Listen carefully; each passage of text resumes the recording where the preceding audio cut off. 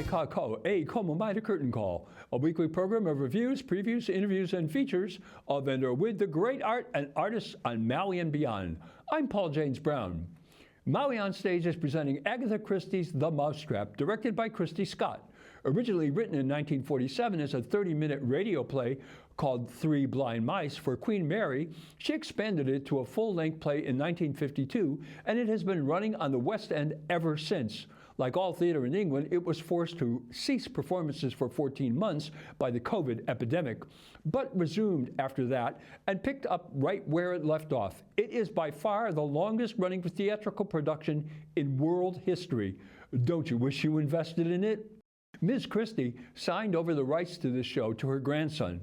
She declared it could not be made into a motion picture until 6 months after it closes. Who knows when that will be? The rights to the film were purchased in 1957. They're still waiting. Full disclosure, I auditioned for this show. The play takes place during a blizzard in the early 50s at Monkswell Manor, a guest house an hour's drive outside of London. The Ralstons, Maui, Isadora Drew, and her husband Giles, Elijah Goldberg, are about to launch their inaugural voyage of their venture. There is a radio announcement about a murder in London. The first guest to arrive is Christopher Wren, Sebastian Navarro, a gregarious, odd young architect who inspects the furnishings for authenticity and takes to Mrs. Ralston immediately.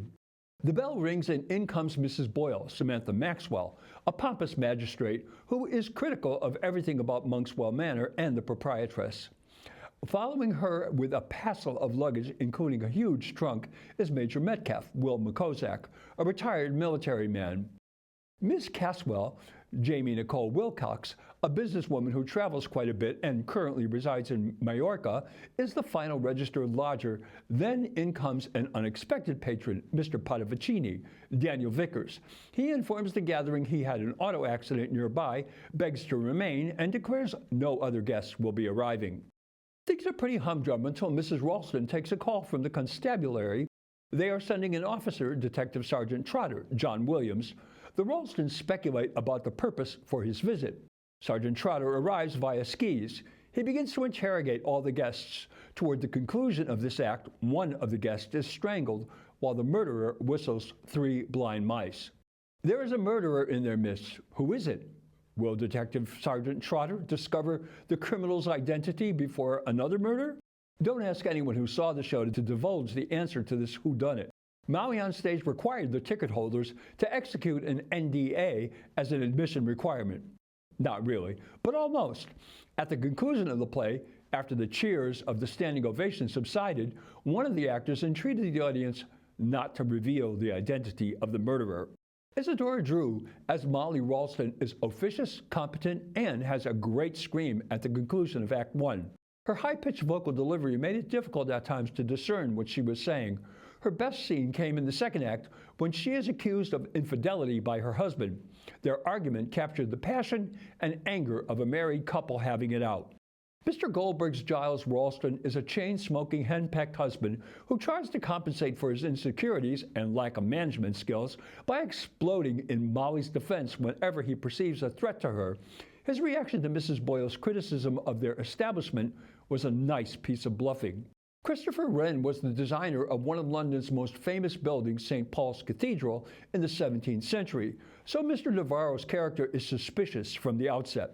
Mr. Navarro is the comic relief in this show. He mugs, has outrageous over-the-top observations, and doesn't seem to have any guardrails on how he affects others.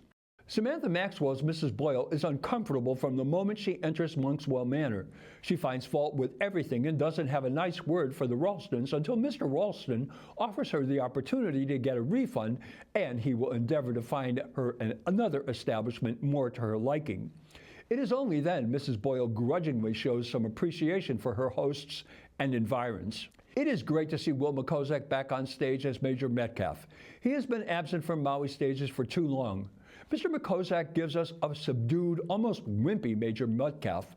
His entrance with the overwhelming supply of luggage was priceless, coupled with his looks of skepticism about the proceedings throughout his scenes punctuated his skill as an actor. Jamie Nicole Wilcox brought a confident presence to Miss Caswell. She was clear in her delivery, and her British dialects was by far the best in the show. She portrayed the masculinity of the character through her physicalization, from her walk to the way she sat. It all read perfectly without going over the top. Another well-known Maui actor who has been too long away from the stage is Daniel Vickers. Mr. Padavicini steals the show every time he is on, from his entrance brandishing a magical cigarette holder to his exits to play the three blind mice. He commands the stage and your attention. His dialect is perfect. He does the accent clearly without covering up the lines. John Williams Detective Sergeant Trotter took charge and got down to business, establishing command over the situation, and when things got serious after the murder, really took over orchestrating, interrogating, and investigating with the best of them. This show is two of Maui's top theatrical production designers, Carol Walker and Jennifer Oberg.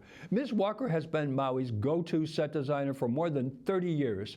This set, the Great Hall at Monkswell Manor outside of London, sports a huge, beautiful window at center stage where a terrific snow effect provides a marvelous visual. Luana Whitford Mitchell, Maui OnStage's executive director, is credited as the snow tech.